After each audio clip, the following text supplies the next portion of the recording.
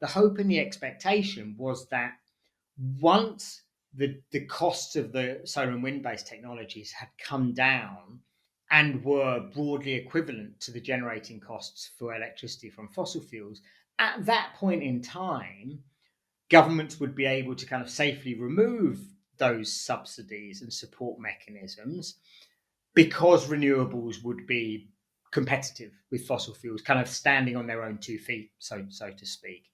The reality is that it hasn't worked out like that.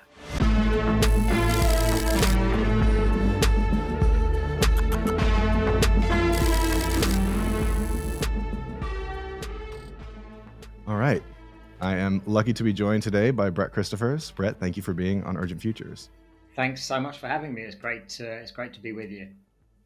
We are jumping off from your book, The Price is Wrong. So I feel like the most apt jump off question is, why is the price wrong? Wow. That's a very open and because of that, not very straightforward place to start. So the book, as you know, that you're referring to, The Price is Wrong, is a book about climate, and it's a book about energy, and it's a book about electricity in particular, and it's basically a book about why we are, and by we I mean globally, why we are going much too slowly in decarbonising electricity generation. And it's a book about why electricity is so important to the kind of climate emergency.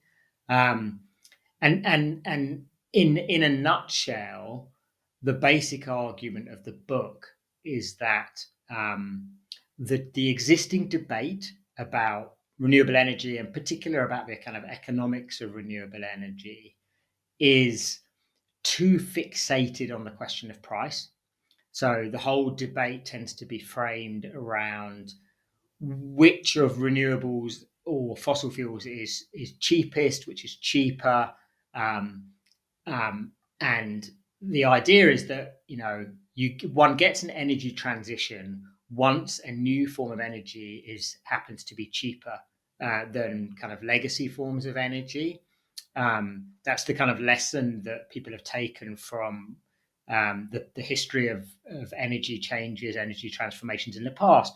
And the basic argument in the book is that we cannot and do not understand what's going on in terms of the shift from fossil fuels to renewables if we look at things through that price exclusive prism. So actually, kind of a better title for the book would have been, isn't The Price is Wrong, I suppose, but Price is Wrong would have been a better title, but it wouldn't have been such a good play on the game show title. So that's in a nutshell what the argument of the book is. And basically the book says, if we want to think about the economics of renewables and we want to understand the economics of renewables, and we want to think about what types of economic constraints there are to a more rapid adoption of renewables, then we actually need to think much more about profitability than we do about price. So I'll leave it there as a kind of opener in response to your opener. Beautiful. Well, let's keep on that train, as it were. Why is profitability the metric we should be using to evaluate how successful or not renewables are? Yeah. Okay. So again, I think the argument here is actually quite straightforward. So as you all know from having looked at the book, there's quite a lot of kind of technical, kind of wonky stuff in the book about, I don't know, how energy markets work, how energy finance works, and we may get into some of that wonky stuff in due course. But we can abstract from that technical stuff to what is, I think, quite a straightforward argument here about profitability. And the basic argument is this, which is that around the world, we are essentially relying upon the private sector to drive the energy transition, to undertake the energy transition, more specifically, to carry out the investment in renewable energy, in particular solar and wind power, that more or less everyone agrees is required. And insofar as we are relying on the private sector to do this, and of course there are exceptions to that rule, of which China would be the most important example, and it's an important exception because the state plays so much of a bigger role there than it does in most other countries. But by and large, what governments are doing around the world is they are kind of saying, we expect you, the private sector, to do this. We expect you to carry out this investment, to roll out the solar and wind power that's necessary in order to be able to shut down the fossil fuel infrastructure. Now, insofar as the world is relying on the private sector, it is relying upon a set of actors whose decision making, whose very kind of modus operandi is driven largely, if not exclusively, by profitability. Capitalist actors invest more or less exclusively on the basis of expected profitability. And so the logic of the book, in terms of the argument it makes, is that insofar as we're relying on the private sector, and insofar as we are therefore relying on actors whose actions are shaped by profitability considerations, then surely the thing that makes most sense, is to focus on profitability, because that's what is determining whether investments are taking place or not. So that's why the book focuses on profitability, and the kind of the basic point it makes, I suppose, in relation to the question of price, which is where we started off, is that they are not one and the same thing. So yes, of course, profitability in any business is bound up with questions of pricing, but it's not solely a question of pricing. They are not coterminous with one another. They're not the same thing. And what the book shows is, if you look at renewables through the lens of profitability, you actually find out some different things. So you see some different things than if you look at it through the prism of price. Absolutely. This kind of gets us into the can of worms, and you mentioned it being wonky. It's very accessible, but there's a lot of data and a lot of details that are why people should read this book. But I'd love to still invite you to explain how essentially energy infrastructure has been built on, to carry this train metaphor that I'm on, fossil fuel rails, to help make sense Yeah. of why renewables aren't currently profitable in this private sector context that has been built up. So I guess there's maybe a like a what and a how question there, but there's a bit of a chronological historical question there too. Yeah. Okay. Yeah. I mean, I think there's a lot going on in that question.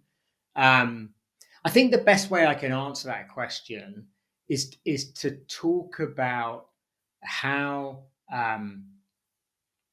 structurally the provision of electricity has changed historically, but particularly in Western countries, although not only in Western countries.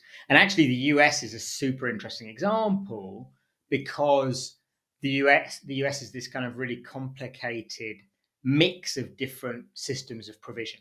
So parts of the US, most parts of the US by population, have undertaken very similar forms of industry restructuring to other countries in the West, like the UK, like Sweden, where I'm calling from.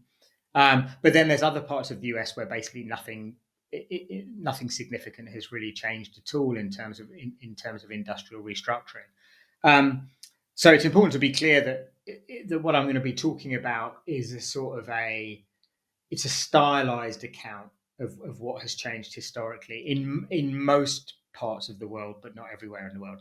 And so, if you go back to kind of mid 20th century, all the way through kind of 1960s, 1970s, even 1980s, what you had in most parts of the world was you had the electricity provision was undertaken by actors who, within territorially defined units, that was either in the case of the UK, it was the country as a whole.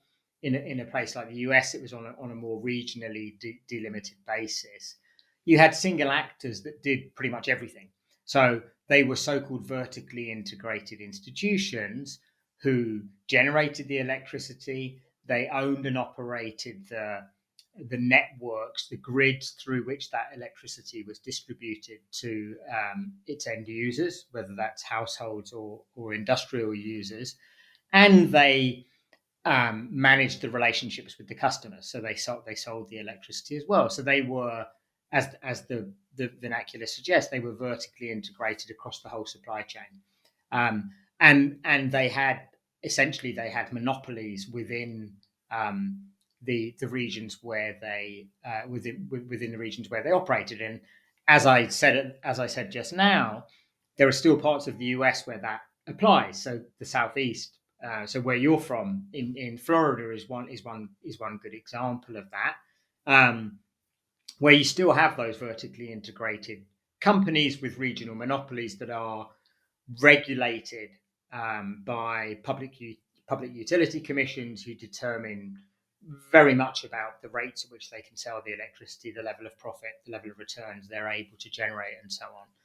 But elsewhere, what happened from the kind of the 1980s onwards, including in where you're personally calling from today in California, you had very, very significant amounts of industrial restructuring, where what happened was that those vertically integrated companies were basically unbundled, which meant that generation got separated off from transmission and distribution, and separately again from retail, from the relationship to the customer. Now, there were all sorts of different reasons for that, but one of the main reasons that happened was that there was a desire, determination amongst policymakers to try to introduce a level of competition into the electricity sector.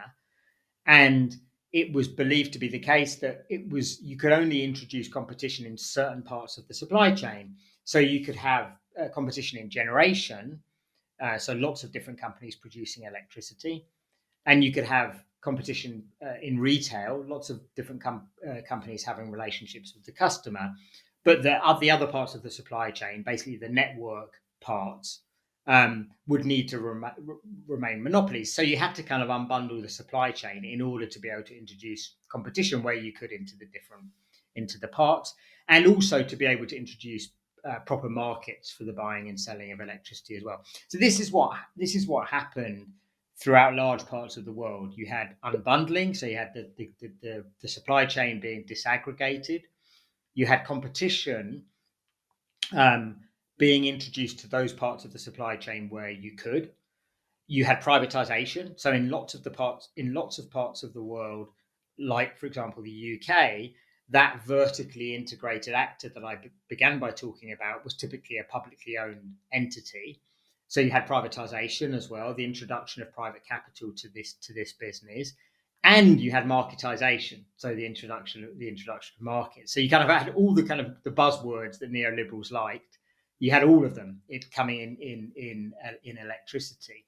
And the point of explaining all that is that one of the arguments I try and make in the book is that in undertaking that transformation, the countries that did so essentially gravitated from a model that actually, in its original form, would have been quite conducive, I think, to a relatively rapid rollout of renewable energy, to a kind of industry architecture which, for various kind of complicated and kind of sometimes contradictory reasons, is actually turned out to be not conducive to that rapid transition at all. And we can get into some of the more detailed reasons for that. But the more general point, which I think is very important for people to understand, is that you can't understand what is and or is not happening by way of electricity sector decarbonisation today without thinking very, very closely about the type of industry within which we are expecting that decarbonisation to occur, and specifically about how that industry has been transformed historically. And as I say, the argument of the book is that we have produced an electricity sector in many parts of the world which is almost uniquely poorly designed to facilitate a rapid transition away from fossil fuels and into renewables. Mm. So I feel like that's a natural place to talk about government subsidies and the role that you see subsidies playing thus far in adoption or not. That's a very, very good question. And the way I would approach that question is to say the following, which is that if you go back to I guess the relatively early days of government beginning to get kind of serious about um, renewables and serious about needing to see investment in renewables, or at least semi-serious about it, as serious as they have ever been about it, I suppose. Um,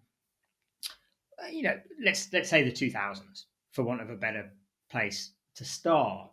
At that point in time, it was clearly the case that however you cut it, renewables were economically uncompetitive, and actually the best way and the most common way to understand that uncompetitiveness was precisely through the price metric that we talked about to begin with. So it was simply the case until relatively recently that it was more expensive and in some cases much more expensive to generate electricity through solar and wind power than it was through conventional power plants. Burning natural gas, or in particular burning coal, has long been the cheapest form of electricity generation. Um, and so it was quite clearly the case that if governments wanted renewables to roll out at any meaningful speed, there would have to be some kind of economic support to enable that to happen. You had to subsidize renewables in some way or another. So that's what governments around the world did in those countries where they wanted that to happen, including the US. But the hope and this is a really important part of the argument. The hope and the expectation was that once the costs of the solar and wind based technologies had come down sufficiently far, and were broadly equivalent to the generating costs for electricity from fossil fuels, at that point in time, governments would be able to kind of safely remove those subsidies and support mechanisms because renewables would be competitive with fossil fuels, kind of standing on their own 2 feet, so to speak. Now, the reality is that it hasn't worked out like that. And what I mean when I say that is that despite the fact by around the mid 2010s that you had reached the point in most parts of the world where renewables were competitive on price with fossil fuels for generating electricity, it nonetheless remained the case that they continued to depend upon subsidy and support in most parts of the world. Now, much of the book is given over to kind of trying to explain why that is. And as we've hinted, it comes down to the fact that it's about profitability and not price. But to answer your question, what that has meant in practice is that despite the costs coming down as far as they did, renewables has remained almost entirely dependent upon government support, government subsidy, in order for investment to take place. So, subsidy slash support remains essentially ubiquitous around the world for renewables development to take place. Where and when governments have tried to remove that subsidy and support, or even just to substantially kind of limit it, investment in renewables has collapsed, which is a testament to the fact that that subsidy and support is still required. So, the very, very short answer to your question is subsidy and support has been absolutely essential and remains essential to renewables development. But of course, that's not necessarily a stick to beat renewables with, because as we all know, fossil fuels continue to be massively subsidized around the world in one way or another. I think, interestingly, the nature of the subsidy for fossil fuels is very different from the type of subsidy we see on the renewable side. On the renewable side, it tends to be mainly supply side subsidy, whereas in terms of fossil fuels, it's mainly demand side subsidy. But nonetheless, we shouldn't criticize renewables for being dependent on subsidy, unless we're also willing to do the same with respect to fossil fuels. Mm. Just for clarification, because I'm unfamiliar, what are the? I know that we're kind of speaking in broad generalities here. What are the demand side subsidies that fossil fuels are getting? That, I mean, they come in all different shapes and sizes, but you know there are parts of the world. I mean, lots of it is through the tax system, but there are parts of the there are significant parts of the world still where you get, you know, explicit consumer subsidies for gasoline prices, for example. That's just one example of that. But there's a range of demand side. There are also some supply side subsidies as well, but you know, the reason that, for example, gasoline prices are so much lower still in the US than they are across much of Europe has to do with the subsidies that are channeled through the tax system. But there are a range of different ways in which those subsidies are structured. But as I say, they are predominantly ones that are fed through to the consumer side rather than to the producer side. Got it. So we talked about the investment, as it were, from the public sector in the form of subsidies. But folks listening or watching might be thinking, well, but if renewables have come down so much in cost, surely they're a good investment opportunity for the Yeah. private sector. Yes. Your book resoundingly disabuses us of that idea. So I'd Yeah. love to invite that can of worms. Yes. So there are lots of different reasons why that's the case. But let me lay out what I think is probably the most important reason, um, which has to do with competition, actually. Um, and so, you know, let's think about this as a kind of a hypothetical scenario. So, say you are a like a wind farm company. Your business is developing and owning and operating wind farms, which sell the electricity that those wind farms generate. Now, if you've been in that business for say 20 years, over the course of that time, as we've suggested, you will have seen the cost of the technologies, the cost of the wind turbines go down dramatically over that period of time. Now, as you say, one's kind of instinctive thinking says, well, look, if the costs have come down a lot, then surely it's the case that that my profitability has improved accordingly. Now, of course, the reality is that that's not necessarily the case. And one of the main reasons that's not the case is that your ability as the producer of any commodity, whether that happens to be electricity or anything else, your ability to to increase your profits as your costs come down depends entirely upon your ability to kind of I guess best way of putting it is to privatize the benefits of those cost reductions, to capture the benefits of those cost reductions. Now, if you're a monopolist in your sector, then of course you can do that, because as the costs come down, you can continue to charge the same price to whoever the buyer of your product is, because you have no competitive pressures that might dictate otherwise. But the problem is that problem issue, let's say, in the electricity sector, is that in most parts of the world, electricity generation is a very competitive business. And actually, what you find is that renewable energy generation is particularly competitive. There are, in any particular region, dozens, hundreds, sometimes even more renewable companies operating. So, what actually happens when those costs go down, as they have historically, is that essentially the benefits of those cost reductions get competed away. Um, the generators compete with one another on price. And so, actually, what happens is that the benefits of those cost reductions, rather than being retained and captured and privatized by the generators, the renewables companies, they get competed away and effectively passed downstream to subsequent parts of the supply chain, distribution companies, retailers, or in fact, all the way through to households. And this brings us to actually a really important part of this subject, which is to say that that final eventuality, by which I mean the benefits of those cost reductions getting passed all the way to households, that's what policymakers want, right? They want the benefits of those cost reductions to be realized by consumers. Household energy bills are a very politically salient and volatile topic.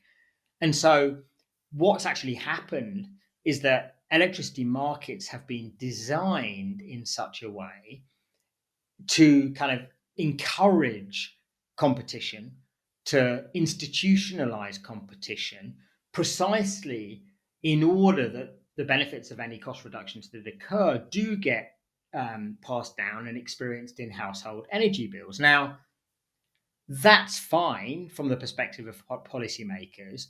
And yet, policymakers, of course, have another imperative, as well as trying to keep household energy bills low.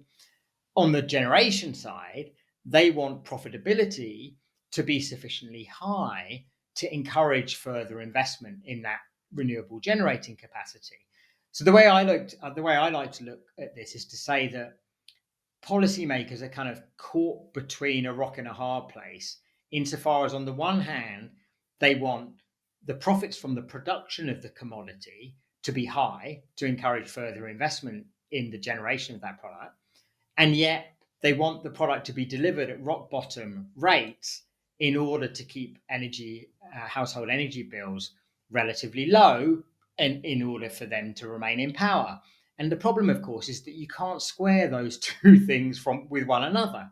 High profits is not concordant with producing the product at rock bottom prices, because you need the prices to be inflated in order for the profits to be inflated. So policymakers are constantly trying to kind of thread the needle between these two competing political imperatives, for want of a better way of describing it. Mm. And then this situation creates headwinds for investment. I'm surely getting these numbers sort of wrong, but I feel like I remember you saying somewhere that investors in fossil fuel infrastructure expect something like 15% return on profits, but that renewables aren't able to reach those levels. So if they're choosing where to invest their money, they're investing it in fossil.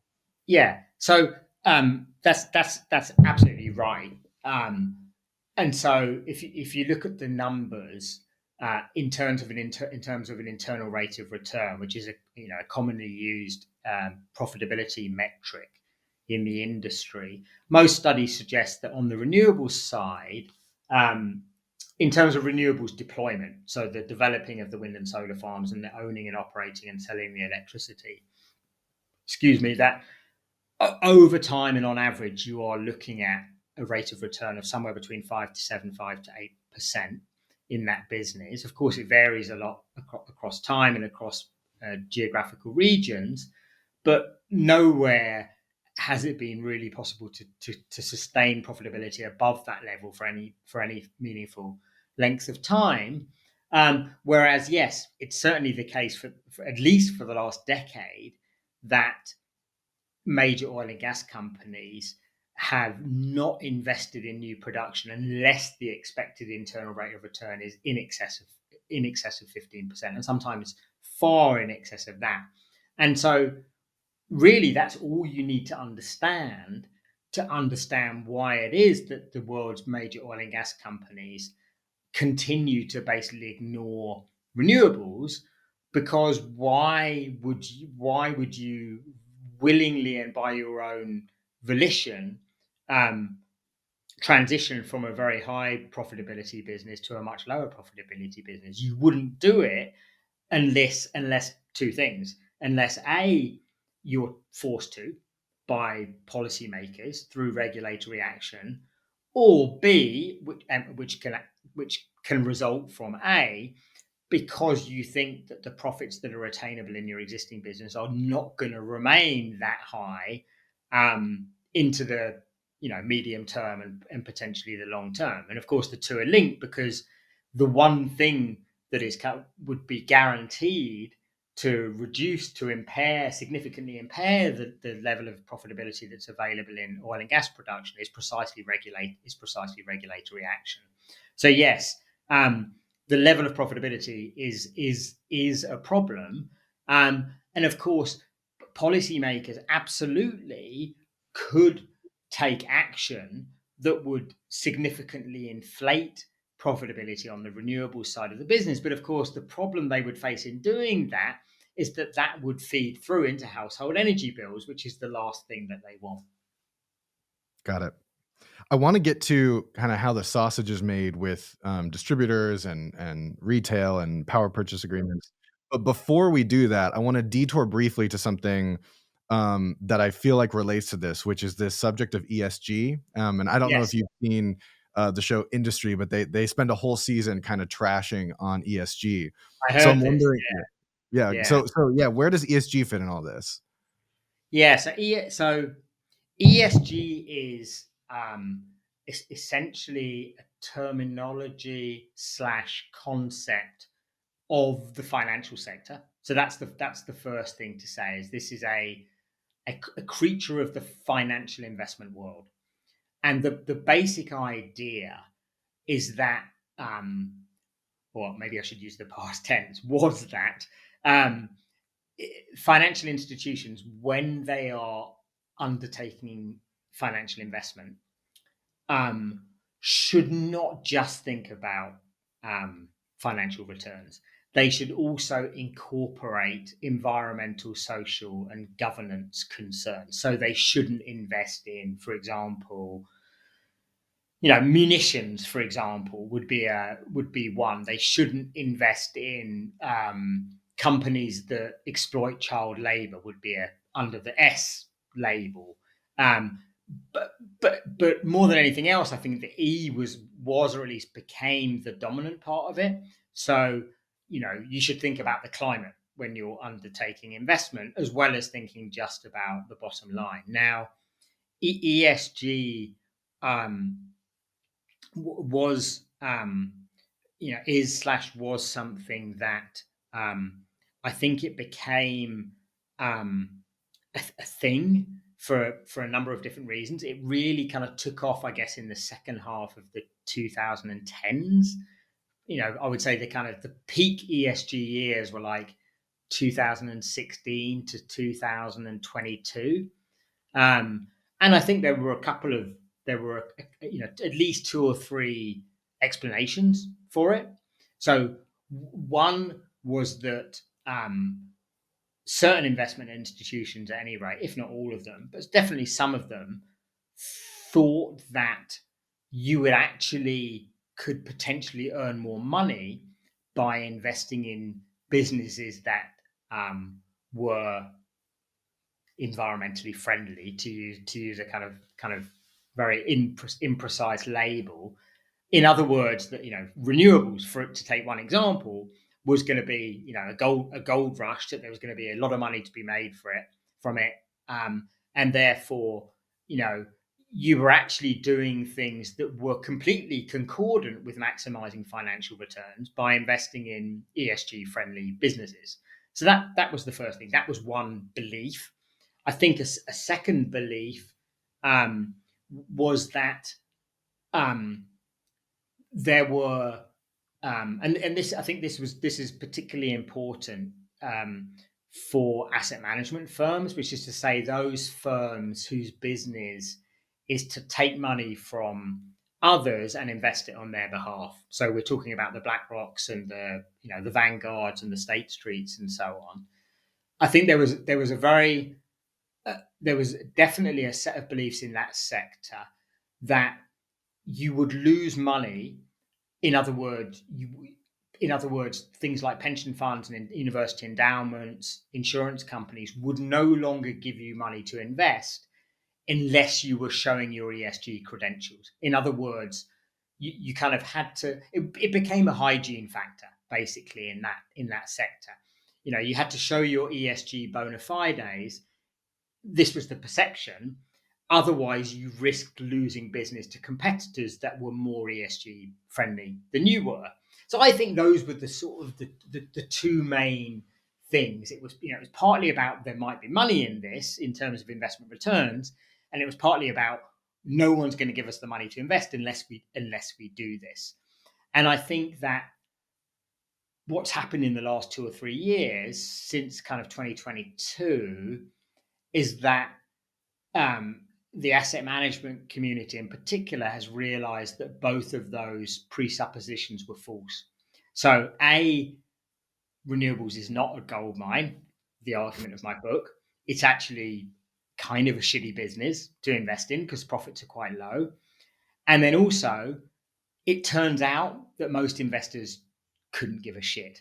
And even if we continue to manage their money in environmentally unfriendly ways, they're still going to give us the money. So we actually don't have to bother. And in fact, more than that, we'll get sued by states like Tennessee and Texas if we actually try to be ESG friendly. If we do too much on the ESG front, we will get sued for not properly carrying out our fiduciary duty to our investors by simply trying to maximize the financial returns. So ESG not only came to be perceived not as an asset, it came to be perceived as a political and legal liability. Mm. And you've seen the results of that, which is that, across the board, asset managers have been kind of scurrying for the ESG exit gate for the last year or two, and that's only been hastened, obviously, with Trump and the new right, which is where the kind of derisory attitude towards that way of doing business is most concentrated. Okay, so you brought up the T word on the show, so I feel like another maybe tangent on the tangent, and that'll probably thread throughout the conversation. What's your outlook, and not to sort of spoiler alert for the closest thing you get to a prescription at the end of The Price is Wrong, but given what you believe needs to happen in order for renewables to actually work in society, which is to say that they should be public utilities, what's your outlook now that Trump and rising kind of far right authoritarian movements are ascendant? Yeah. So, I think that my perspective on the implications of Trump and the power of the new right for climate, broadly conceived, differs somewhat from what you would hear, I think, certainly in the US from most liberal commentators. And what I mean by that is that I'm not sure that that there is as much of a significant change in direction under Trump as many commentators suggest. And of course, what I don't mean by that is that Trump is not a disaster for the climate. Of course, he's a disaster for the climate. What I mean by that is that I am not convinced that preceding administrations in general, and the Biden administration in particular, was much less of a disaster for the climate. And so that's where I kind of would depart many of my kind of more liberal colleagues who would say, Biden and his administration did broadly good work on the climate front. I simply don't think that's true. I think that you only need to look at the kind of the data for energy investment in the US during the course of the Biden administration to see that that's plainly not true. There was no significant change in direction. It was under Biden that US oil and gas production reached all-time highs. It wasn't under a Republican administration that was the case. So firstly, you just need to look at the data, and then secondly, you just need to look, and this is connected, of course.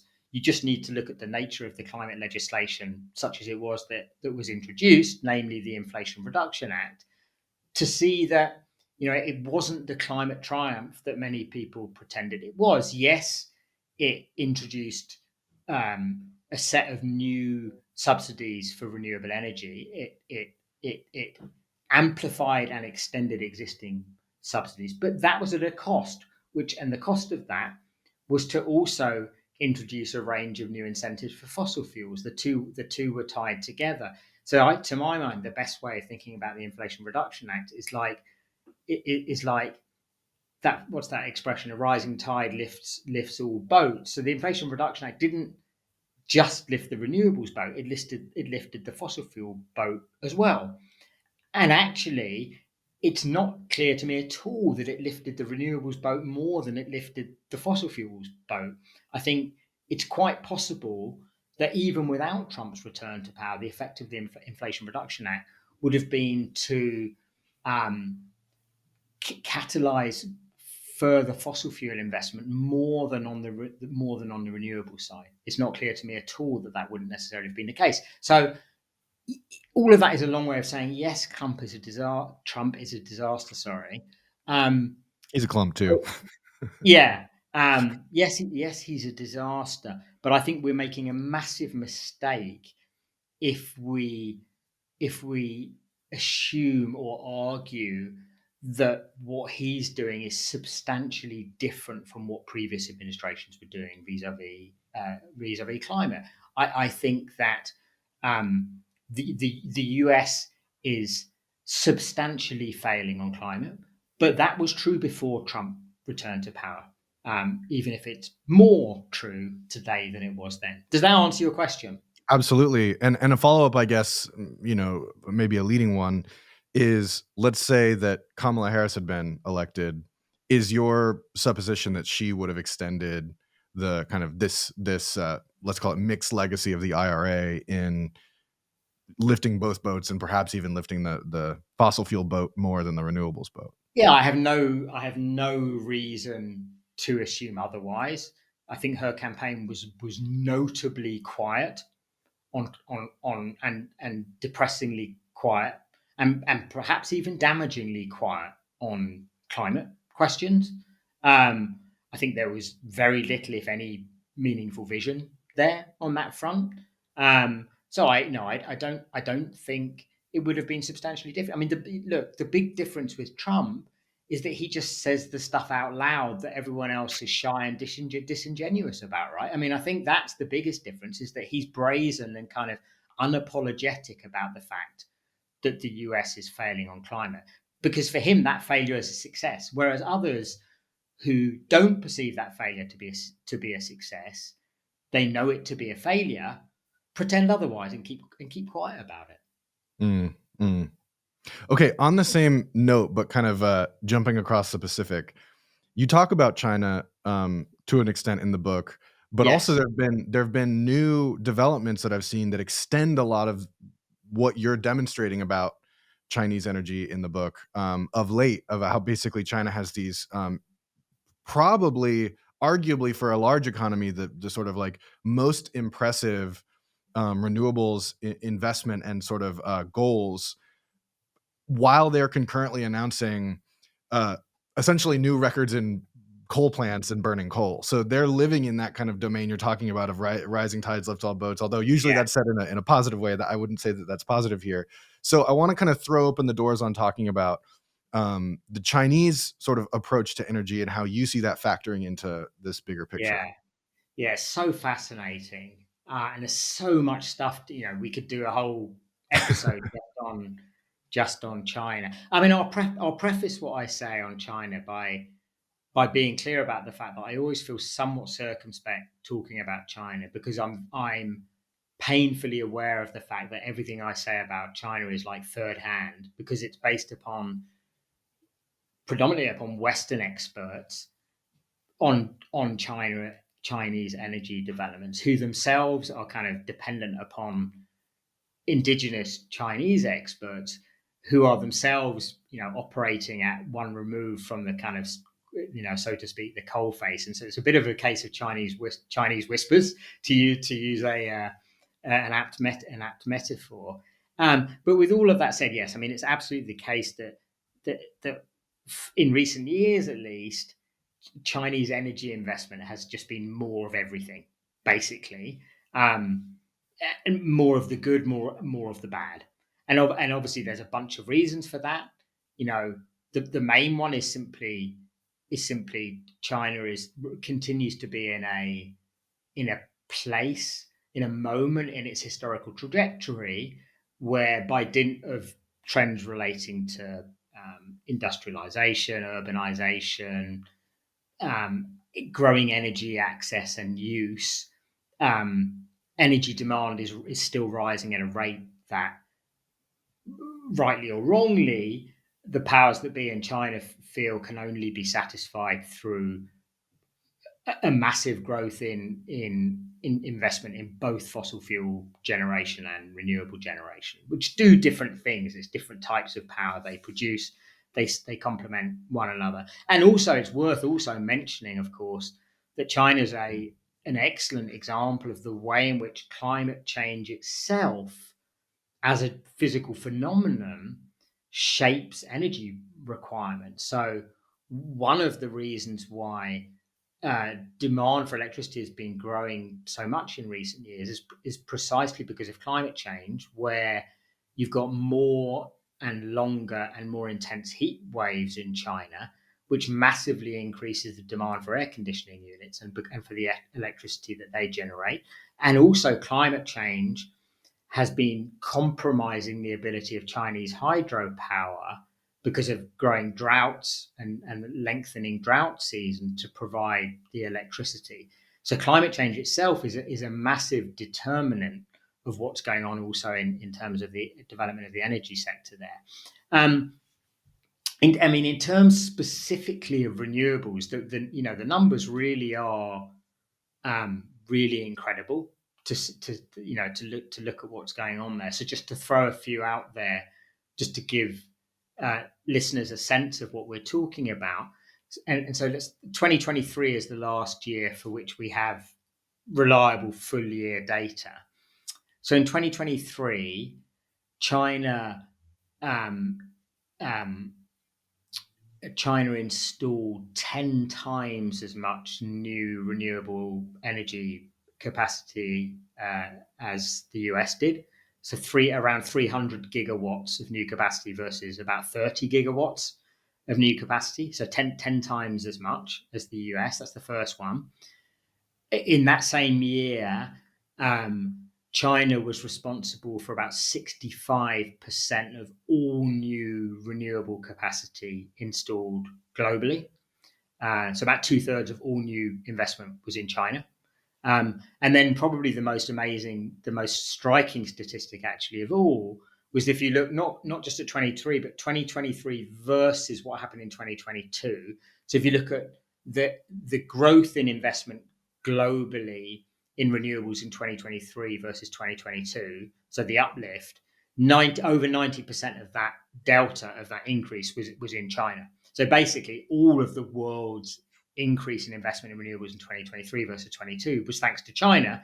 The rest of the world was basically standing still. So yeah, it's really quite stunning.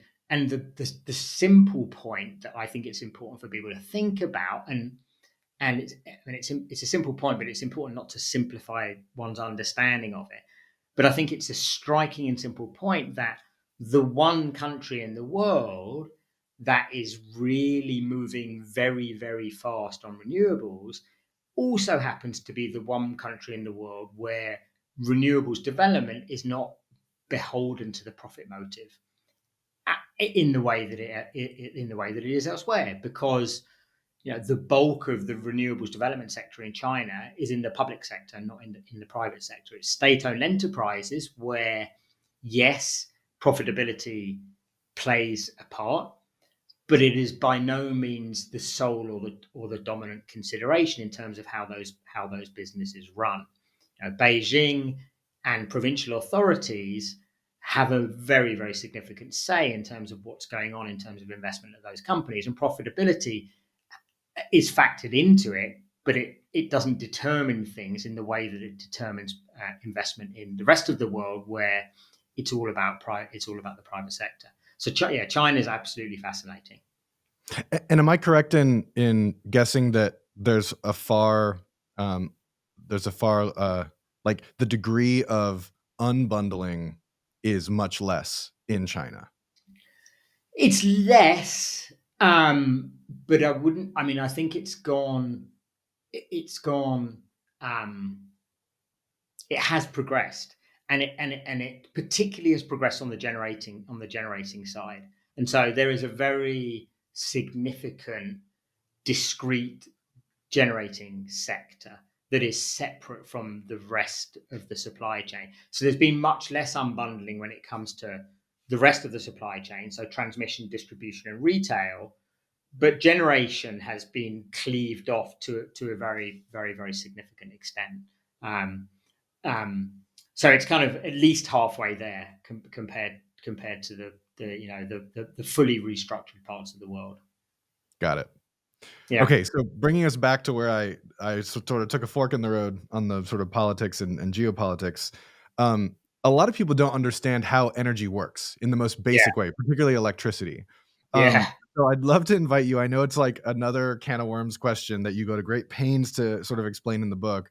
But from the moment you're burning coal or a solar panel is capturing sunlight, how does that get to become, including the market steps, energy in a house or a store yeah, or wherever? yeah. I mean, that's a good question. I mean, I mean, I guess the first thing to say is that that looks quite different in different parts of the world. So, in what we like to refer to as the global north, we have we typically have a kind of a grid based um, electricity system where you have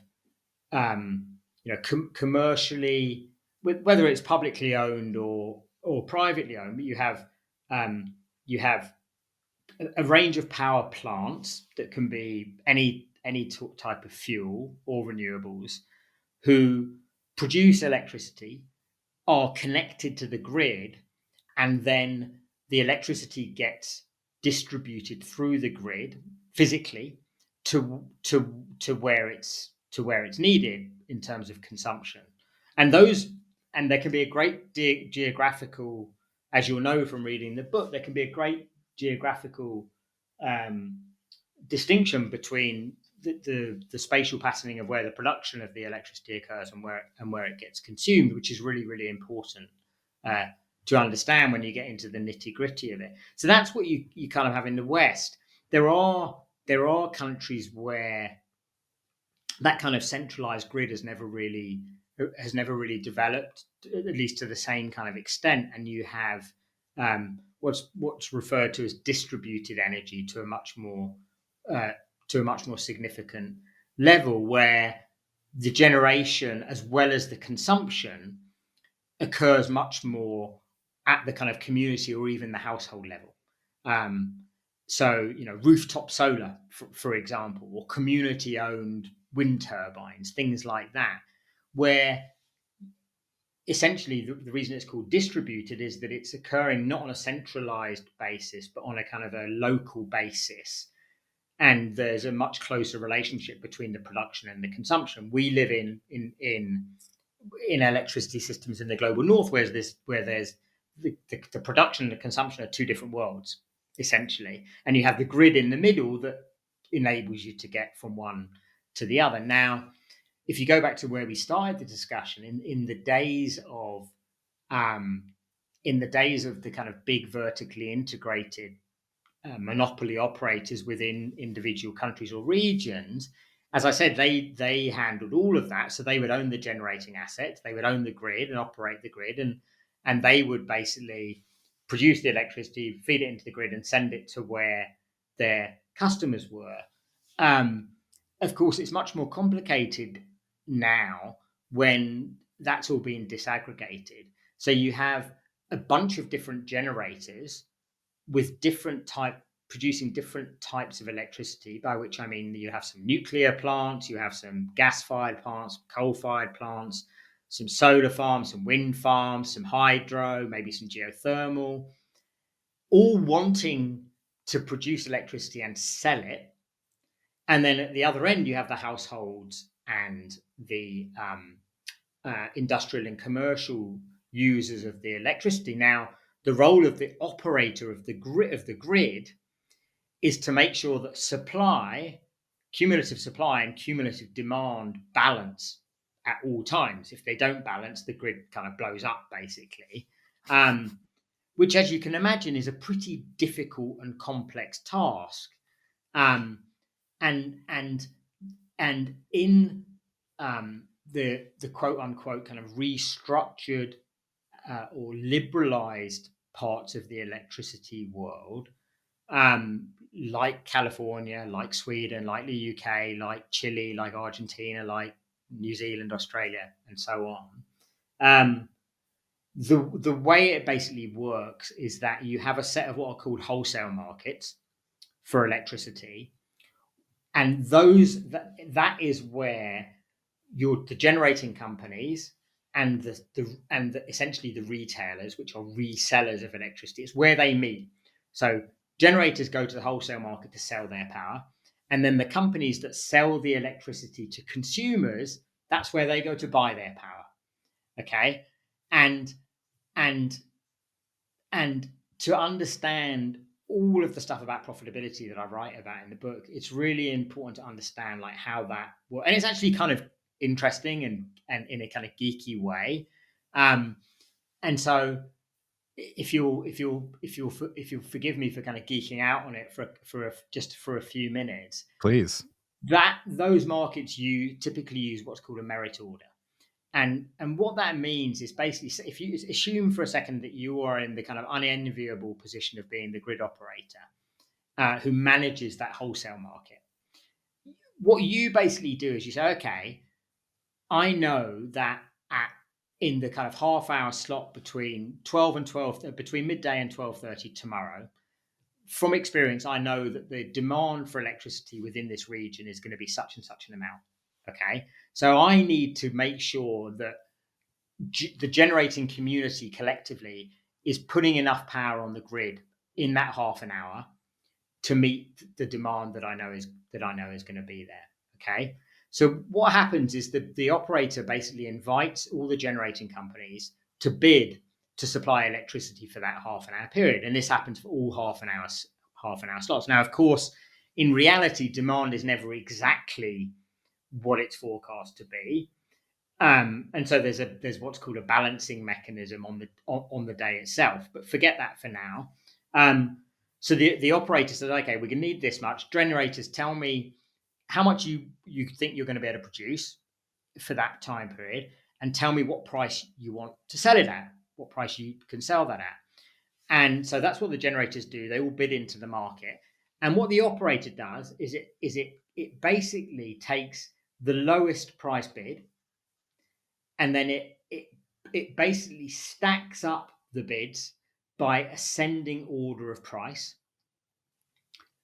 until it has enough bids cumulatively in terms of supply of megawatts to meet the demand that is expected to be there during that period. So in that way, that's how they match up cumulative supply with cumulative demand, is by taking the bids in ascending order of price. Okay, and what you typically find is that different types of electricity supply come in at different price points. So renewables is typically the cheapest, then you'll have coal, then you'll have gas, and then nuclear will typically be the most expensive. Now, the really interesting thing is what happens in terms of prices. So essentially what happens is that the last accepted bid is the price that sets the market price. So however much you bid, everyone gets paid the same amount for whose electricity is accepted during that particular time period. So if the last accepted bid is nuclear, then it's the price that the nuclear operator bid into the market that everyone gets paid, even if you bid a much lower price than that. So what that means is that during moments when, for example, there's very low demand for electricity and it's really windy and really sunny, you only, as the grid operator, you only need to go to your renewables companies to get enough power to meet cumulative demand, and therefore the market price is very, very low because it's set by the renewables price. Now, there are other moments when it's dark and cold and no wind, when there's basically no solar or wind power operating, but there's massive demand for electricity. So you need all of the other generators, including the really expensive generators, including nuclear. Then the electricity price is really, really high. And so it's that mix of the types of supply that are necessary to meet demand in a particular moment that effectively determines the market price, the wholesale price of electricity, which ultimately feeds through to the retail price of electricity. Not in a straightforward way, but it does ultimately feed through. Does that make sense? So Yeah, yeah. it's complex, and the kind of really complex part is the role of the market operator in making sure that supply and demand match up with one another at all times. Mm. And I know, like, for me, reading like the merit order consideration really helped me understand this other aspect that you identify, which is that renewables end up competing with each other in this kind of race to the bottom Yeah, in these absolutely. moments. Yeah. Yeah, no, absolutely.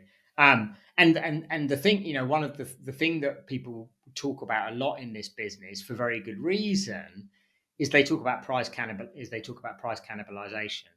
And what they mean by that is essentially that there's this kind of paradoxical effect whereby the more renewables you have on the grid proportionally, um, the more that um, works against the um, probability of further investment in renewables.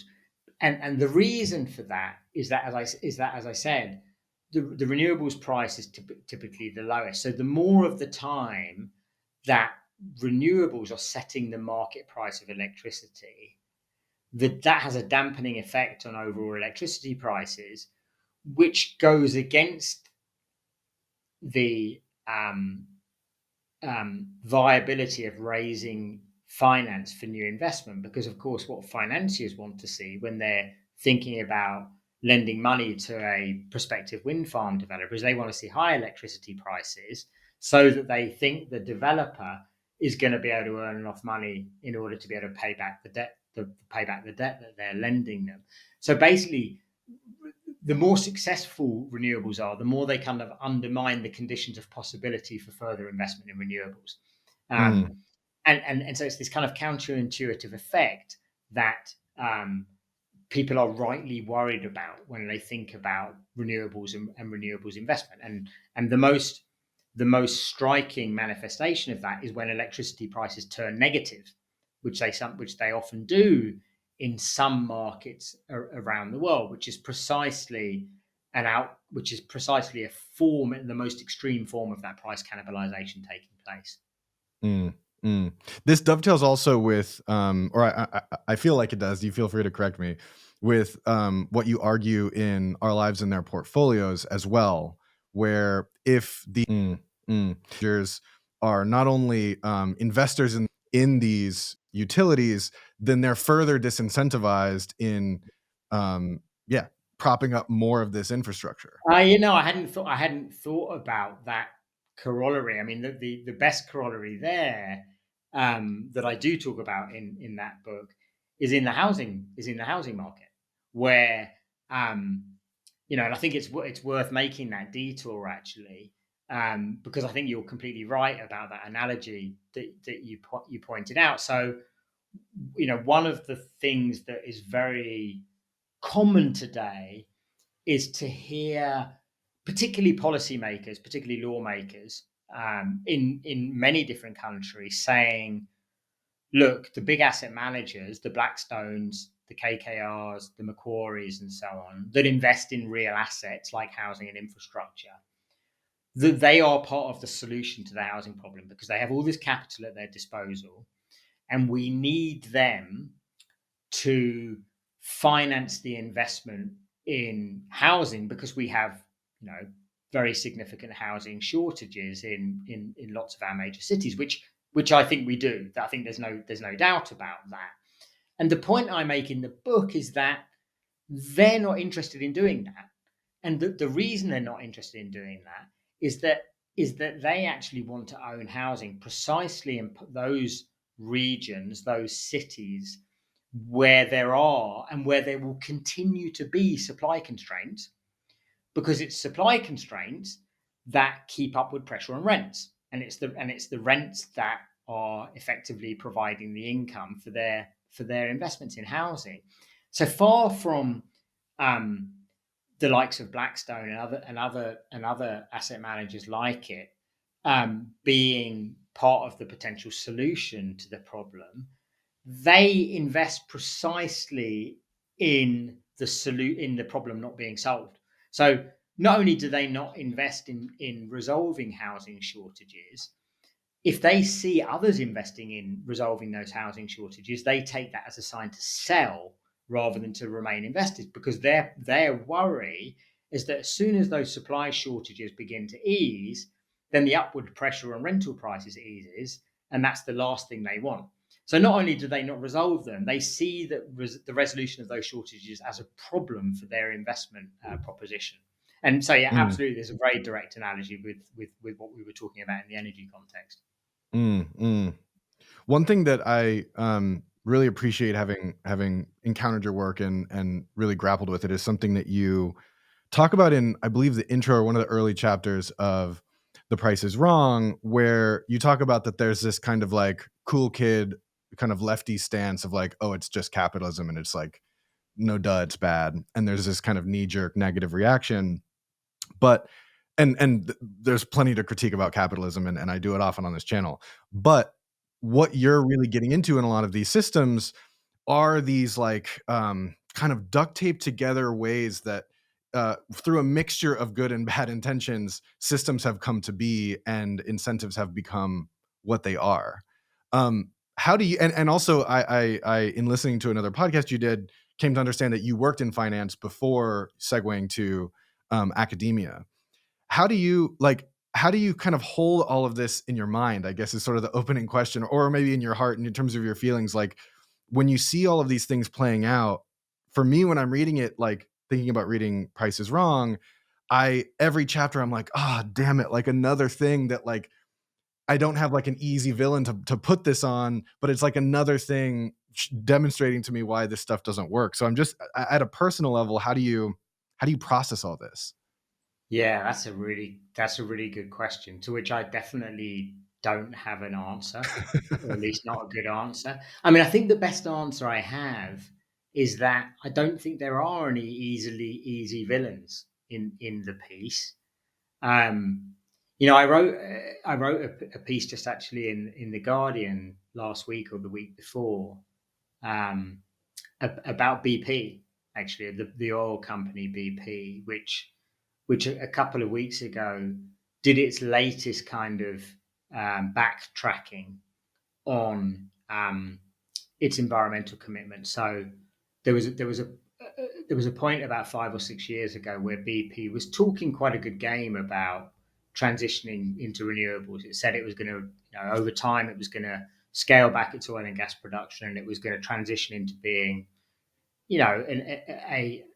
a kind of a diversified energy company rather than an oil and gas company. It was going to put a lot of money into renewables related to, and then since then it's kind of progressively backtracked to the point where it's now essentially giving up on renewables for the second time. Actually, it gave up a few decades ago, and now it's giving up again.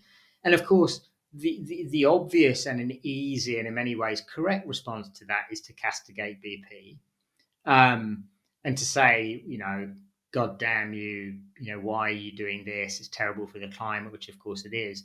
But the point I try to make in the article was that we kind of get things wrong if we think this is about individual companies, um, because if you put yourself in BP's shoes, arguably it doesn't really have a choice. If BP continues to go in the direction of what, as my book suggests, is a much less profitable business, well, BP is not going to be long for this world in terms of being continuing to be a viable, ongoing commercial proposition. If it wants to remain a capitalist business in a capitalist world, it has to do what capitalists do and are kind of compelled to do by the very nature of the capitalist economy, which is to maximize profitability, to remain a competitive entity. So that I guess the point I try and make is it's not the fact that individual companies and individual executives are greedy and bad. It's that we live within a world where individual companies and individual executives are effectively compelled to invest and operate in ways that turn out to be deleterious to the environment and deleterious to the world. And that's not about those individual companies. It's that the capitalist mode of production shapes and orients behaviors and activities in that particular direction. So the thing I try above all not to do in my work is to moralize about any of this stuff. I don't find a moralizing stance to be remotely helpful. I find it actually typically to be deeply unhelpful and kind of and actually certainly not analytically useful. And then I guess related to that is I long since gave up being shocked by what capitalist companies do. I think we should all start from the presumption that that capitalist enterprises will always attempt to maximize profitability at the expense of everything else. And I think if we assume that as our starting point, and I mean particularly policymakers, will be in a much better position to design a more workable system of, for example, of regulation if they start from that assumption rather than by making ridiculous assumptions about corporate social responsibility and stuff like that. We should always assume the worst and sort of build the world accordingly, because that worst is actually the way that world works. I mean, I lived and worked in that world long enough, and I continue to know enough people working in that world, who sit on the boards of different companies, for example, who tell me repeatedly they'll say, Brett, listen, I'm on the board of this particular company, and I've tried really hard to get that company to think about things like responsibility, but at the end of the day, that's not how these companies work. And I completely believe them. So I think if we believe in those myths about kind of good capitalism versus bad capitalism, they really do not stand us in good stead at all for building and writing policy in much more productive and useful ways.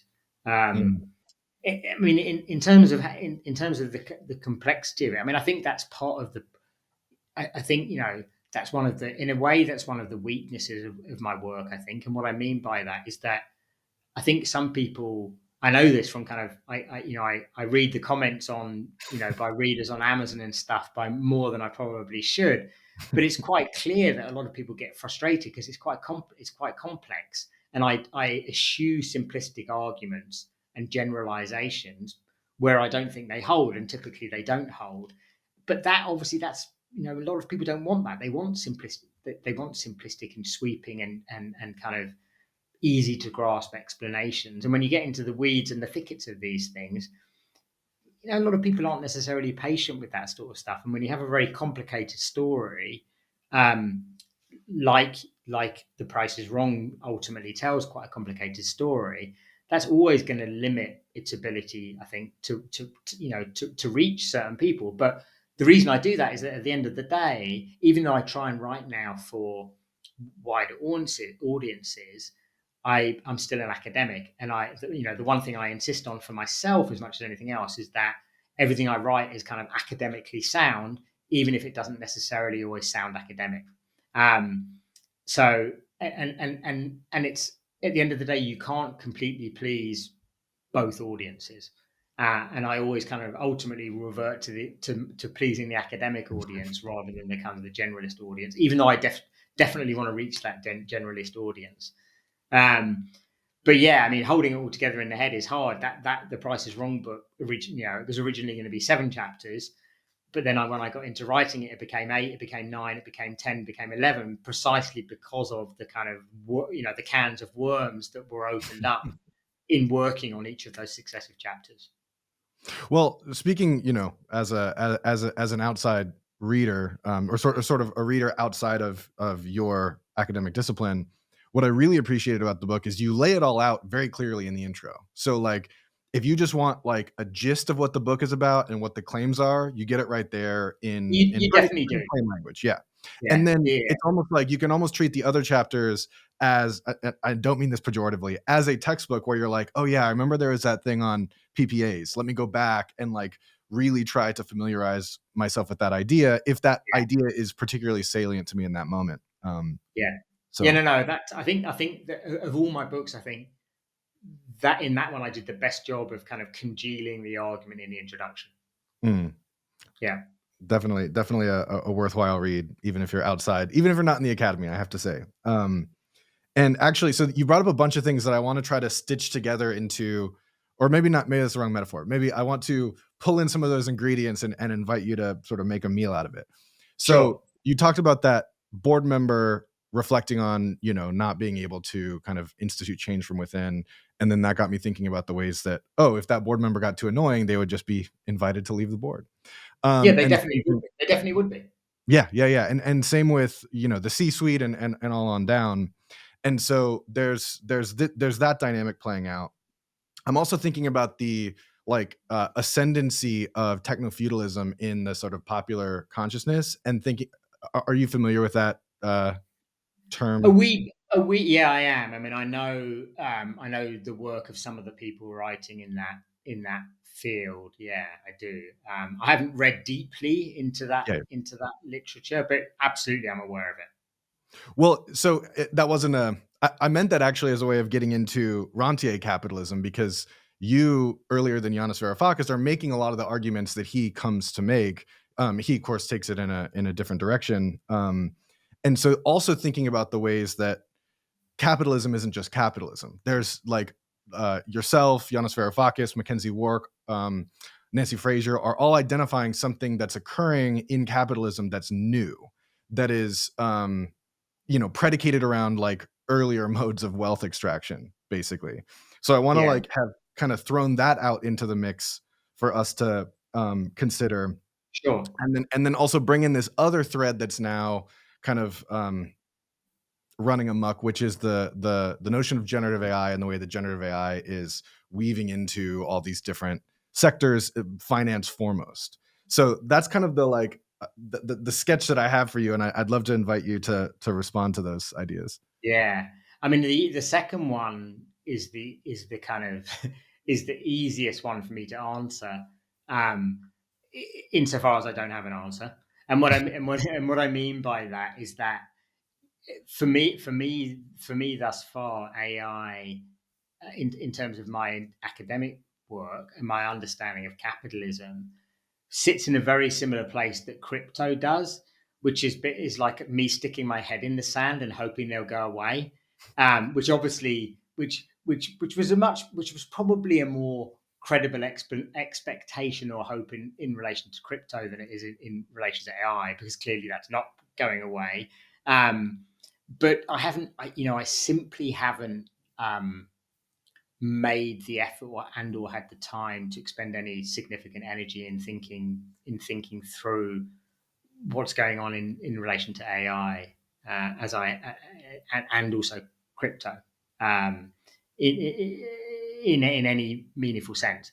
On the first question, yeah. So you're right. I wrote a book in that came out in 2020 called Rentier Capitalism, which was basically an argument about um, the significance of rent and rentiers within contemporary capitalism,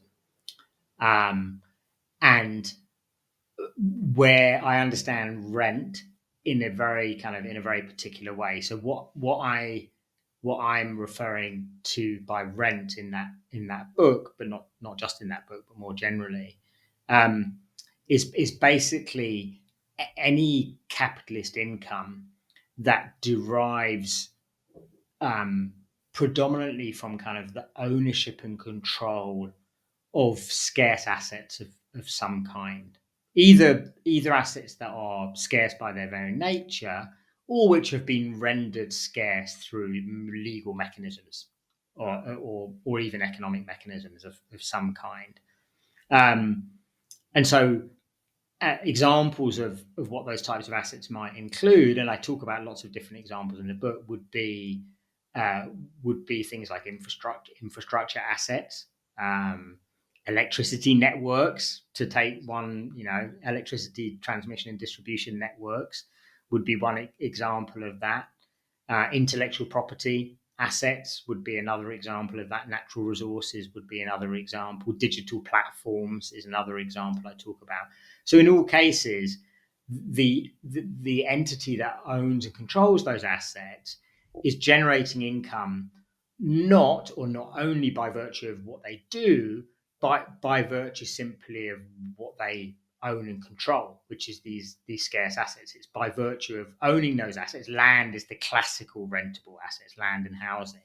It's by virtue of having that exclusive control and others wanting access to those assets, to use those assets, to distribute things via those assets or whatever else it might be, to connect with others through those assets, in the case of digital platforms, that you're able to extract income.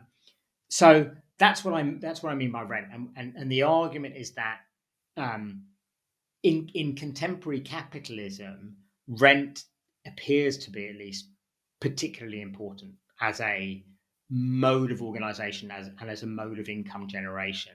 But I think what the point I try to make, which I think is a wee bit different from the way I think about it, from the way some others think about it, like for example Varoufakis and others. It's not just the terminology. So, but I guess what I'm trying to argue there is that not that we have a kind of a new form of capitalism today, rentier capitalism, as opposed to a non-rentier capitalism. Still less that we are, in a post-capitalist phase that represents a return to a pre-capitalist phase of a feudal type.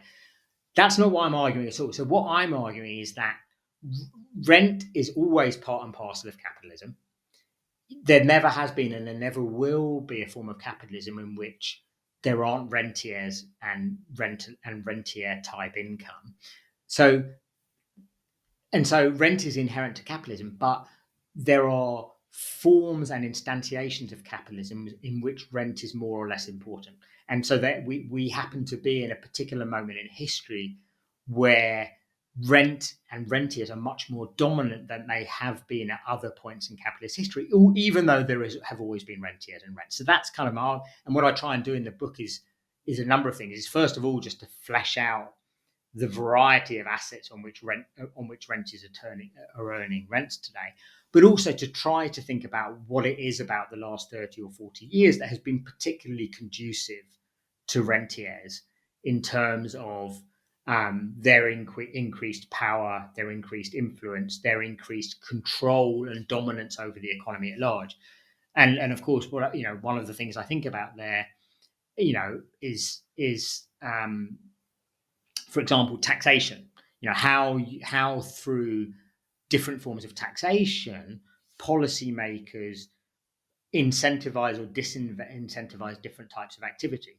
If you have a taxation system that is generally kind on taxation of assets and of capital gains, the types of income that is generated through owning and exploiting those assets, then of course you're going to incentivize companies in the direction of being rentiers rather than of being kind of productive capitalists, for want of a better way of putting it. So this, I think, kind of naturally brings us to, again, I hesitate to call it a prescription from you, but this sense that these utilities that are currently managed by the private sector ought to be reconsidered as public sector utilities. So I'd love to invite you to make the case for that, and also maybe flag, you bring up Karl Polanyi's idea of fictitious commodities, and you reference electricity as one such fictitious commodity, which was, again, as somebody not trained in economics, was a fascinating detail as well. So I want to throw that over to you. I think that for those people um, who recognize in one way or another the types of problems that I point to in the Price is Wrong book around economic challenges, profitability rate related challenges to more rapid renewables investment. And there are plenty of people in different countries that are fully aware of those problems, even if they don't necessarily articulate them in the way that I do in the book. There's a range of different views on what quote unquote the answer is. Given those constraints, what can be changed in order to kind of precipitate much more rapid renewables investment on a much larger scale? And those answers come in different shapes and sizes. For some, it's like change the market design for electricity, change the way in which we buy and sell electricity, then we'll be all right. Put a proper price on carbon in the form of meaningful carbon taxes. Provide more and better subsidy, essentially to kind of inflate the level of profitability so as to call forth the greater investment that we need. So huge range of answers. But as you suggest, one answer that is out there, and it's an answer that you typically hear from the left politically, is to say, well, look, the problem is that we are relying, as I said earlier, the problem is that we are relying on the private sector and markets to do this. We've been relying on the private sector and markets to kind of get us out of this hole, more or less from the beginning, except in China and a few other notable exceptions, and it ain't working. It's not working despite the fact that government support for renewables investment remains more or less ubiquitous around the world, and it's not working despite the fact that the cost of the technologies have come down as far as they have. And so, we've tried the private sector market-led approach. Maybe it's time to try something else.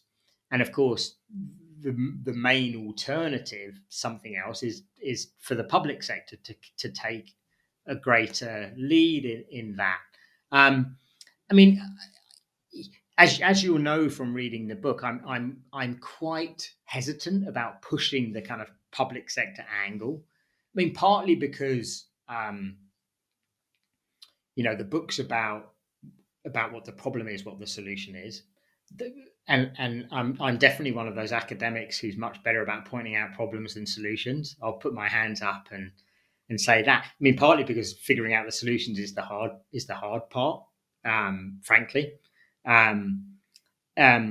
I am a little bit half-hearted about but I'm more sympathetic to that suggestion than I am to other suggestions, and I think there's lots of reasons to think that greater public sector involvement in energy ownership and operation, and particularly renewable energy ownership and operation, would be a useful thing, particularly in the context of climate and climate mitigation requirements. I think, and it's not only the kind of profitability related challenges that I talk about in the book that gives one reason to think that. Certainly part of it, if 5 to 7% returns are not proving sufficient to attract the level of private sector investment that's required, then you would imagine that 5 to 7% returns would be more than sufficient for a public sector actor in terms of kind of the hurdle rate for investment. I think also that the public sector can and does provide the type of kind of central planning, for want of to use a kind of very traditional word, and coordination, and oversight that you don't get when you have kind of disaggregated markets and a range of relatively anonymous an autonomous private sector actor. So I think there are all sorts of advantages to a public sector led approach to the energy transition, which the China example points to. Although, of course, it would be wrong to imagine that you can entirely disconnect China's ability to get things done at speed and at scale from its kind of authoritarian and non-democratic characteristics. I mean, some people try to disconnect those things. I'm not sure that we can or should, but nonetheless, I think there are lessons there for kind of a public sector led approach. However, I'm also painfully aware that even in the rich world, of which Sweden, the UK, Germany, the US are obviously parts, even there, the kind of political conditions for greater public sector investment in these types of things are hardly conducive at this particular moment in time. In fact, anything but. For all sorts of reasons, not the least of which in Europe is the fact that any kind of public sector investment that occurs in the next few years looks likely to be going into defence rather than into anything else. But that's just to speak of the rich world. I mean, and when you get to think about the global south, which is obviously where actually a disproportionately large share of the investment in decarbonisation is required. The idea that governments in that part of the world, which are operating under far more severe kind of fiscal constraints than they are in most of the global north, the idea that you're going to get kind of massive public sector investment there strikes me as pretty far-fetched. So intellectually, I'm definitely a believer in greater public sector involvement in this, but politically it strikes me as far from straightforward. And then the last thing I'll say is that I think it's always important to think about what we mean by public sector ownership and investment. It's very easy to kind of throw out there very kind of simplistic and kind of headline worthy statement about public ownership. But public ownership of energy, but not just of energy, comes in all sorts of different shapes and sizes. And I certainly know that in the energy context here in Sweden, here in the Nordics, where companies like Vattenfall in Sweden, companies like Equinor and Statkraft in Norway, well, they're public sector energy companies, but frankly, they operate in precisely the same way as private sector energy companies do in terms of their investment, behavior, their operating metrics, and so on. And so, to my mind, at least, there's no point in having a public sector owner of assets like energy assets unless that public sector owner and operator is expected and enabled and incentivized to be something fundamentally different from a private sector owner. If it's just going to be a replica, and likely a pale replica of a private sector actor, then why bother? So yes, public sector ownership, but significant constraints. And what type of public sector ownership and operation and custodianship are we actually talking about?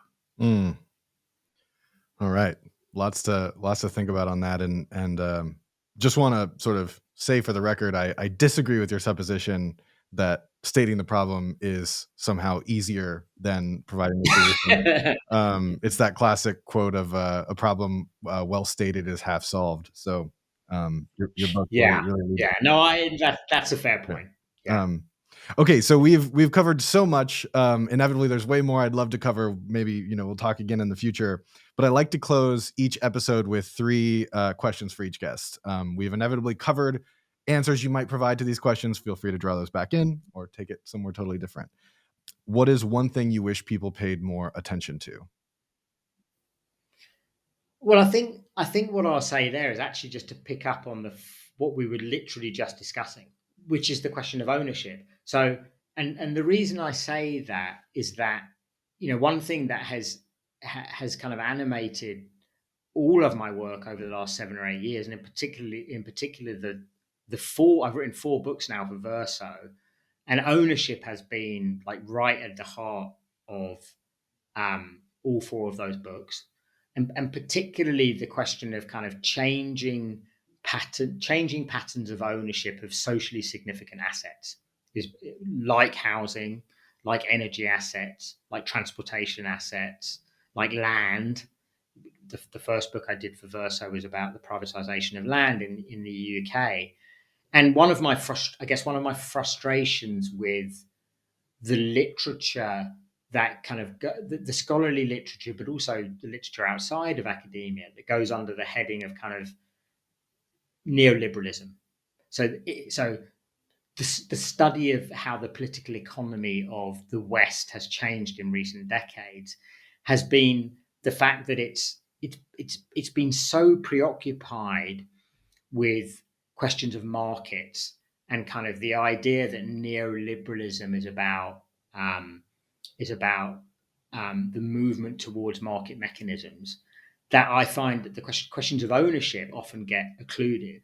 And to my mind, questions of ownership are actually much more important, much more socially significant, much more important in terms of questions of inequality in particular, than questions of how assets and other resources are and or are not being allocated, what types of mechanisms through which they are getting allocated, whether that's markets or quasi-market like mechanisms.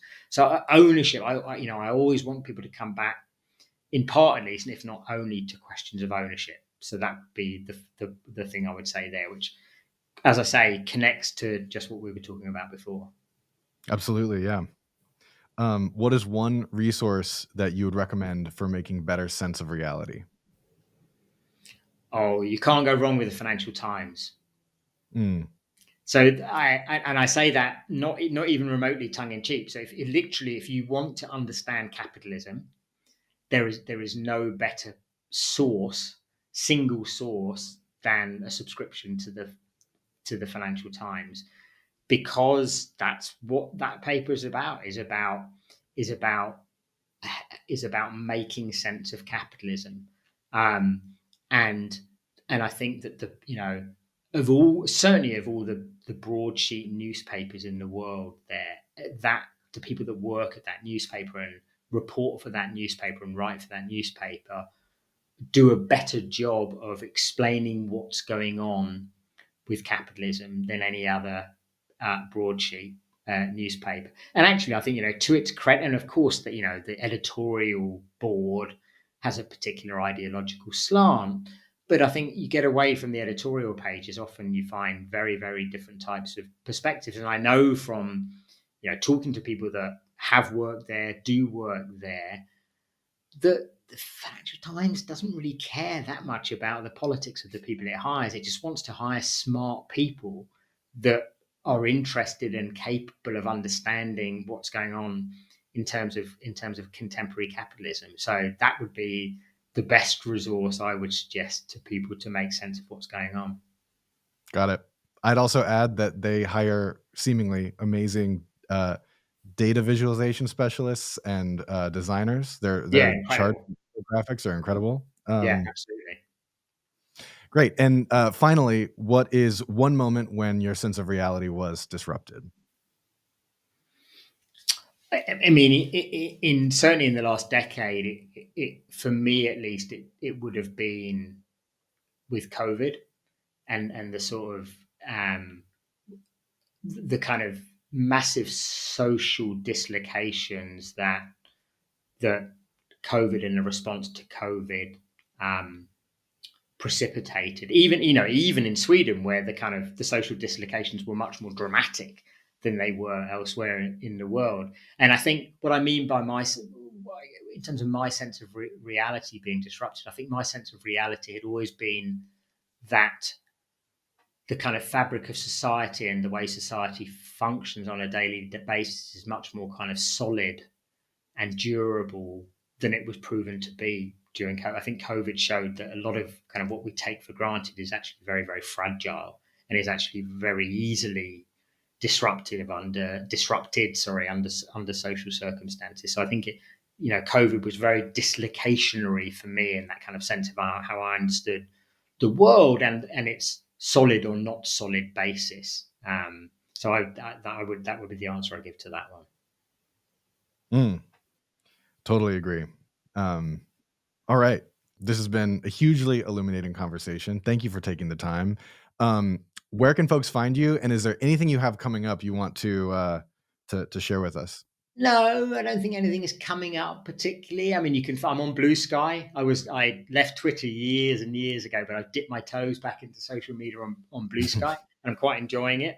It feels like a kind of a somewhat more humane environment. And then I try to write, not just books for broad consumption, but I try to write for outlets like the Guardian, the Financial Times sometimes allows me in its pages, London Review of Books, and other places. So you can find me if you want to do so. Amazing. Well, Brett, thank you again for being on Urgent Futures. Thanks for having me. It was a real pleasure. This podcast is edited and produced by Adam Labrie and me, Jesse Damiani. The podcast is presented by Reality Studies. You can learn more by visiting realitystudies.co. And if you appreciate the work I'm doing, please subscribe and share it with someone you think would enjoy it.